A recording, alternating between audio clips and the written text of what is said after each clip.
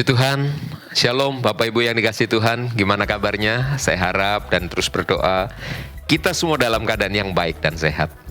Mari sebelum acara ngopi kita lanjutkan, kita berdoa saudara. Tuhan Yesus, terima kasih buat hari ini, terima kasih Tuhan buat kasih Tuhan yang terus menyertai kami. Tuhan, kami sebentar akan masuk dalam acara ngopi, ngobrol perkara iman, biar kami semua diberkati. Terpuji namamu, bukakan hati, pikiran kami, bukakan telinga rohani kami. Dalam nama Yesus, amin. Oke, puji Tuhan Bapak Ibu, ada beberapa pertanyaan yang masuk, biarlah kita boleh belajar Bapak Ibu ya. Ini pertanyaannya agak panjang, saya harap Anda sabar duduk di sana saudara. Shalom Pak Rudi, selamat pagi, saya mau bertanya untuk pembahasan ngopi tentang iman vs lucky atau keberuntungan ya. Karena saya sulit sekali menjelaskan ke orang yang kira-kira tingkat rohani standar saja perihal iman. Tapi banyak yang menilai kehidupan itu banyak dari faktor lucky ya. Dan beliau selalu melihat dari garis tubuh seperti kupingnya baplang. Anda tahu baplang? Oke. Lalu kupingnya menadah ya. Daun kuping lebar seperti menadah air. Jidatnya jenong ya. Kepalanya botak, tangan yang aktif tangan kiri, garis di telapak tangan tidak terputus ya. Jadi 6 faktor itu ini yang sering dipakai oleh orang duniawi untuk menentukan kesuksesan. Dan saya mencoba menjelaskan dengan konsep iman percaya tetapi tidak masuk. Karena ada seorang yang sangat pintar waktu di bangku sekolah, tapi saat sudah lulus dan bekerja mereka sangat sulit mendapatkan pekerjaan sehingga akhirnya mereka hanya menjadi ibu rumah tangga. Kira-kira seperti inilah contoh realitanya. Pertanyaannya Pak Rudi, gimana mengubah paradigma yang kurang tepat ini? Ya, oke. Ini pertanyaan yang panjang, saudara. Ya. Ada orang-orang yang berpendapat bahwa kesuksesan itu ya udah keberuntungan. Ya, kita ada di alam semesta ini, kita ada di jagat raya, di bumi yang bulat ini, ya kita ada di permukaan bumi, lalu ya ada orang beruntung, ada orang tidak beruntung. Ternyata yang beruntung setelah dilihat garis tangannya nggak terpisah, ya jidatnya apa tadi, baplang dan sebagainya dan sebagainya. Ya, oke. Bapak Ibu yang dikasihi Tuhan, semua manusia sudah jatuh di dalam dosa. Allah yang mengasihi manusia yang jatuh dalam dosa ingin supaya orang-orang ini diselamatkan. Ya, nah, bagaimana cara menyelamatkan? Tuhan Yesus datang ke bumi ini lalu menjadi juru selamat buat kita semua. Nah, ada orang-orang yang mempercayai Yesus sebagai Tuhan dan juru selamat, mereka disebut sebagai anak-anak Allah. Anak-anak Allah. Nah, kita sebagai anak Allah adalah anak yang punya Bapa. Jadi kita menjalani kehidupan ini sebagai anak-anak yang punya Bapa, yaitu Bapa Sorgawi. Ya, orang tentu punya pandangan masing-masing, orang punya punya istilahnya world view, sistem kepercayaan masing-masing dalam memandang kehidupan ini. Ya, tentu orang-orang tidak gampang untuk diubah karena berhubungan dengan sistem kepercayaan yang dianutnya. Jadi kalau pertanyaannya bagaimana mengubah paradigma, saya katakan sulit untuk mengubah paradigma. Tapi kita bisa mulai dari mendoakan ya supaya orang tersebut mengalami perubahan. Bukan hanya tentang kesuksesan, terlebih lagi tentang keselamatannya. Ya, kita doakan supaya orang tersebut yang kita mau doakan supaya berubah, terlebih lagi bisa diselamatkan. Ya, nah kalau sudah diselamatkan, dia berjalan dalam Tuhan, maka dia pelan-pelan akan mulai baca Alkitab, dengar firman, baca Alkitab, dengar khotbah. Maka saya percaya firman dan Alkitab itu ya akan mempengaruhi hidupnya dan akan mempengaruhi pola pikirnya, sistem kepercayaannya. Ya, tentu kita bisa ngobrol sama orang tersebut tanpa memaksakan pendapat kita. Tetap kita bisa ngobrol ya, kita ngomong kalau menurut Alkitab begini, kalau menurut Tuhan begini dalam firman-Nya ya. Jadi bukan memaksa tapi kita sharing kepada orang tersebut. Oke. Pertanyaan berikutnya, Saudara. Shalom Pak Rudi, Pak maaf saya mau bertanya, kalau kita berdoa peperangan, memakai bahasa roh, dan roh itu juga yang melawan semuanya itu, Pak. Pertanyaannya begitu, ya. Nah, saya mencoba nangkep gini, saudara. Kalau kita berdoa peperangan, oh ya, apa itu doa peperangan? Lebih dulu ya, saudara. Jadi, perang itu apa sih? Berarti perang itu satu pihak melawan pihak yang lain. Nah, di dalam Alkitab ada istilah begini, nah, ada tulisan begini. Peperangan kita, perjuangan kita bukan melawan darah dan daging, tapi melawan penghulu-penghulu dunia, ya, penguasa-penguasa, ya, dan roh-roh jahat di udara. Jadi begini, di sekitar kita ada roh-roh jahat, oknum-oknum jahat, ya, setan-setan yang berusaha membuat hidup orang percaya itu menjadi kacau. Lalu orang ini menyimpang dari iman dan akhirnya berakhir di neraka. Ya, roh jahat berusaha seperti itu. Caranya gimana roh jahat membuat orang hidupnya kacau? Mendatangkan masalah yang berat, mendatangkan masalah yang berkepanjangan, membuat orang akhirnya menjadi putus asa, ya, dan akhirnya kehilangan kepercayaan sama Tuhan dan mengambil jalan pintas, keluar dari iman, ya, seperti Saul mencari dukun-dukun dan sebagainya. Itu yang diharapkan oleh roh jahat. Nah, yang disebut dengan peperangan rohani adalah dari anak-anak Tuhan melakukan perlawanan. Ketika dia sadar bahwa roh-roh jahat menghimpit hidupnya, mengacaukan hidupnya, lalu dia bangkit dalam kuasa Roh Kudus, lalu melakukan peperangan. Ya, tadi salah satunya disebutkan dengan memakai doa berbahasa roh, doa berbahasa Indonesia, ya, doa-doa yang saudara tahu, intinya adalah melakukan peperangan. Ya, kalau si jahat menyerang, maka Anda melakukan serangan balik.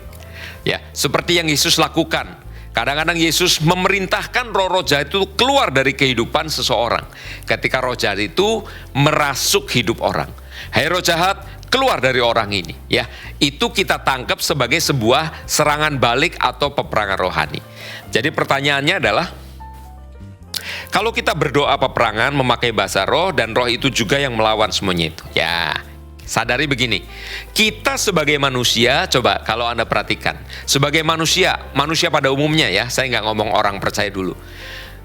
Manusia itu punya kuasa, setan-setan juga punya kuasa. Mana lebih tinggi kuasanya manusia, orang pada umumnya, atau setan? Coba dipikirkan sebentar, mana lebih tinggi kuasa orang atau manusia pada umumnya dengan setan-setan? Mungkin ada yang bilang orang, ada yang bilang setan-setan. Nah, gini aja. Pernah dengar nggak setan keorangan? Nggak pernah dengar. Yang sering apa? Orang kesetanan. Ya, jadi menandakan orang pada umumnya dengan setan kuasanya lebih tinggi setan, saudara. Pak, tapi kita kan orang percaya. Nah, orang percaya itu apa sih? Orang yang mempercayai Yesus sebagai Tuhan dan Juru Selamat. Dan berkata begini, Tuhan masuklah dalam hatiku, dalam hidupku sebagai Tuhan. Lalu Tuhan itu masuk dalam hidup kita karena kita undang. Sekarang ada Tuhan dalam hidup kita. Nah, kuasanya orang percaya yang seperti itu dengan setan lebih tinggi mana? Tentu lebih tinggi orang percaya. Jadi ketika orang melakukan peperangan roh, doa peperangan rohani, dia bukan sendirian, ya. Ibu yang bertanya, tapi ada Tuhan, ada Roh Kudus dalam hidup kita yang akan menolong kita melakukan peperangan. Yang perang siapa? Kita. Tapi siapa yang punya kuasa untuk mengusir roh jahat itu, mengusir setan-setan, itu adalah Tuhan. Kuasa Roh Kudus yang ada dalam kita, ya. Jadi saya harap kita bisa nangkep, roh itu yang melawan semuanya, roh itu yang memberikan kuasa kepada anak-anak Tuhan, ya, kepada anak-anak Tuhan. Oke, pertanyaan berikutnya. Shalom. Roma 12 ayat 1, ya, boleh dibuka Roma 12 ayat 1. Menyatakan begini.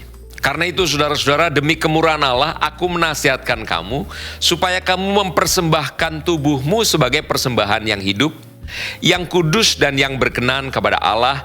Itu adalah ibadahmu yang sejati, ya. Jadi ayat ini, saudara, menjadi dasar pijakan kita pada hari ini. Karena itu demi kemurahan aku menasihatkan kamu supaya kamu mempersembahkan tubuhmu, ya. Hari ini temanya adalah mempersembahkan tubuh kita. Mempersembahkan tubuh. Sebagai apa? Persembahan yang hidup, yang kudus, dan yang berkenan kepada Allah. Ya, itu adalah ibadahmu yang sejati. Pertanyaannya, apa maksud dan tujuan agar kita dapat mempersembahkan tubuh kita sebagai persembahan yang hidup, yang kudus, yang berkenan kepada Allah? Jadi yang ditanya adalah maksud dan tujuannya. Jadi orang mempersembahkan tubuh sebagai persembahan hidup yang kudus dan berkenan, tujuannya apa? Nah, sebetulnya tujuannya ada di dalam ayat itu sendiri. Ya, jadi tujuan itu yang pertama adalah mempersembahkan hidup kita, mempersembahkan tubuh kita, saudara. Tujuannya adalah itu adalah ibadah yang sejati.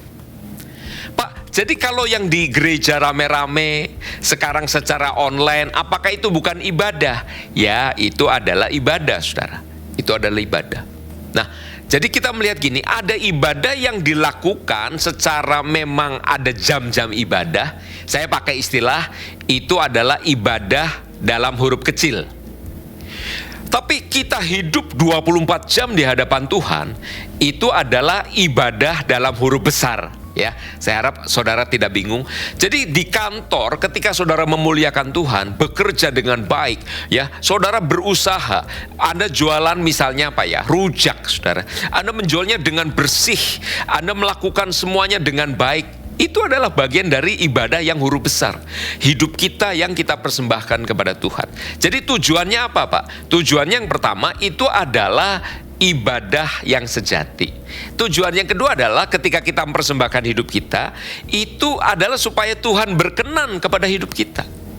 Tuhan berkenan, ya. Jangan berpikir bahwa Tuhan berkenan selalu atas semua perbuatan kita, tidak, saudara. Tapi ketika kita hidup secara kudus, ya, berkenan kepada Tuhan, dalam artian apa? Melakukan perintah-perintah Tuhan, kita menjauhi apa yang Tuhan memang larang untuk kita lakukan. Hidup kita berkenan sama Tuhan, ya. Saya harap kita bisa menangkap. Pertanyaan yang kedua, seperti apa wujud dari persembahan yang hidup, yang kudus, berkenan? Wujudnya itu apa? Wujudnya adalah melakukan apa yang Tuhan suruh, ya. Makanya ketika kita mendengar firman, jangan cuma didengerin lalu dilupakan. Dengar firman lalu sekedar, ya bagus. Atau kita, kurang bagus Pak. Firmannya ya so-so lah, biasa aja. Ya, saya udah pernah dengar ayat itu. Kalau kita hanya reaksinya begitu, saudara, maka kita akan sulit nih memperlakukan firman itu macam mana. Pertanyaan yang kedua, wujudnya apa? Mempersembahkan tubuh ini supaya hidup, berkudus dan berkenan. Mengikuti apa yang Tuhan perintahkan. Itu wujudnya. Ya, Tuhan suruh A, kerjakan A. Tuhan larang B, ya kita tidak melakukan yang B. Yang ketiga, dari ayat ini ada pertanyaan yang ketiga. Adakah yang harus kita kendalikan atau lakukan dalam hidup kita supaya kita dapat memberikan tubuh kita menjadi satu persembahan yang hidup, kudus dan berkenan? Ada nggak yang harus dikendalikan? Ya, tentu yang prinsipnya kita hidup dalam kendali Roh Kudus. Nanti Roh Kudus yang akan ngarahin kita. Kanan. Sekarang kamu harus ke kiri. Coba kamu ngomong sama orang itu. Kamu jangan ngomong sama. Jadi yang disebut adakah yang harus kita kendalikan? Yang kita kendalikan adalah keinginan kita sendiri. Kita harus ada dalam kendali Roh Kudus supaya kita bisa kudus dan berkenan kepada Tuhan. Ya, jadi yang kita kendalikan apa? Yang kita kendalikan adalah keinginan kita sendiri. Oke, saya harap kita bisa nangkep. Pertanyaan berikutnya, mengapa dalam Perjanjian Lama menuliskan makhluk mitologi seperti burung Phoenix, ya? Misalnya pada Ayub, ya, pada Ayub 29 ayat 18. Mari kita lihat ayat ini, Ayub 29 ayat 18. Oke. Ini adalah perkataan Ayub. Pikirku, bersama-sama dengan sarangku, aku akan binasa dan akan memperbanyak hari-hariku seperti burung Phoenix. Ini adalah Alkitab terjemahan bahasa Indonesia, saudara. Mari kita lihat Alkitab dalam terjemahan bahasa Inggris versi KJV, King James Version. Then I said, I shall die in my nest, and I shall multiply my days as the sand. Ya. Jadi aku akan mati di sarangku dan aku akan multiply, memperbanyak my days, memperbanyak hari-hariku seperti pasir. Ya. Jadi kalau kita melihat memang ada ada perbedaan tafsiran gitu ya, saudara. Perbedaan terjemahan. Di bahasa Indonesia ya, aku akan memperbanyak, coba yang bahasa Indonesia dikasih lihat lagi, aku memperbanyak hari-hariku seperti burung Phoenix, ya. Kalau tadi kan seperti banyaknya pasir, maksudnya begitu, ya. Jadi kalau Pak, pertanyaannya, kenapa dalam PL menuliskan makhluk mitologi? Ya, sebetulnya bukan menuliskan makhluk mitologi, tapi ini adalah persoalan penterjemahan, saudara. Ya, persoalan penterjemahan yang tadi dalam bahasa Inggris, coba sekali lagi dalam bahasa Inggris. Ya, multiply my days as the sand. Seperti pasir, ya. Banyaknya itu kayak gitu, ya. Ayub sedang cerita bagaimana dia penuh dengan kehormatan. Orang-orang menghormati dia sebelum dia sakit. Ya, jadi dia berpikir dia akan mati, tapi dalam umur yang panjang, karena waktu itu dalam kesengsarannya dia merasa, aduh mati nih, saya hampir mati, ya. Tapi dia berkata seperti itu, saudara. Jadi sekali lagi ini persoalan penterjemahan, ya. Oke, saudara, berikutnya, lalu pada, ini pertanyaan ya, lalu pada terjemahan English Version pada pasal 40, Behemoth dan pasal 41 Leviathan, tapi kenapa dalam versi terjemahan baru Behemoth ya, ini ada di dalam, coba kita lihat Ayub 40 ayat 10 bahasa Indonesia. Oke, perhatikanlah kuda Nil yang telah kubuat seperti engkau juga, seperti juga engkau, ia makan rumput seperti lembu. Jadi ada kata kuda Nil. Mari kita lihat dalam pasal 40 ayat yang ke-15 dalam bahasa Inggris. Behold, no Behemoth, which I made with thee, ya, Behemoth, saudara, ya, itu diterjemahkan kuda Nil. Nah, mungkin pertanyaannya kenapa? Ini kan binatang yang berbeda, barangkali seperti itu, ya. Oke, jadi begini, ketika penterjemah Alkitab bahasa Indonesia menerjemahkan kira-kira apa ya yang mirip gambaran Behemoth ini dalam bahasa Inggris untuk diterjemahkan ke dalam bahasa Indonesia. Lalu binatang yang paling mendekati adalah kuda Nil, ya. Saya harap kita bisa menangkap soal penterjemahan. Mereka pasti sudah memikirkan itu ya, saudara. Lalu dalam Ayub pasal 40 ayat 20, mari kita lihat. Dapatkah engkau menarik buaya dengan kail atau mengimpit lidahnya dengan tali? Ya, coba kita lihat pasal 40 ayat 1 dalam bahasa 41 ayat 1 dalam bahasa Inggris ya. Can't you draw out Leviathan with an hook, ya. Leviathan diterjemahkan dengan buaya, ya. Jadi ini juga mirip, saudara. Ciri-ciri binatang yang mirip ini kira-kira apa? Lalu dipakai kata buaya tadi, ya. Punggungnya keras, ada banyak sisik seperti perisai dan sebagainya. Dipakai kata itu, ya. Jadi saudara, ini adalah masalah penterjemahan supaya kita orang Indonesia bisa menangkap, ya,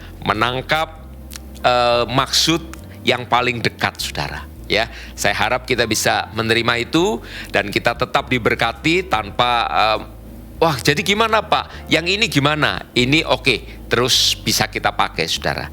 Puji Tuhan, kiranya Tuhan memberkati kita semua. Mari kita berdoa, saudara. Tuhan Yesus, terima kasih buat segala kebaikan Tuhan.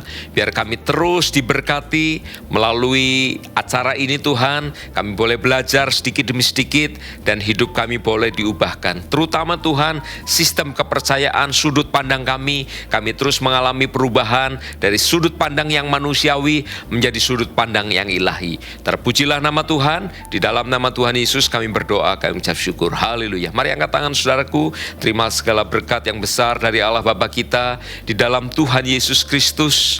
Penyertaan dari Allah Roh Kudus menyertai kita semua hari ini sampai selama-lamanya. Yang diberkati sama-sama katakan, amin. Tuhan Yesus berkati saudara.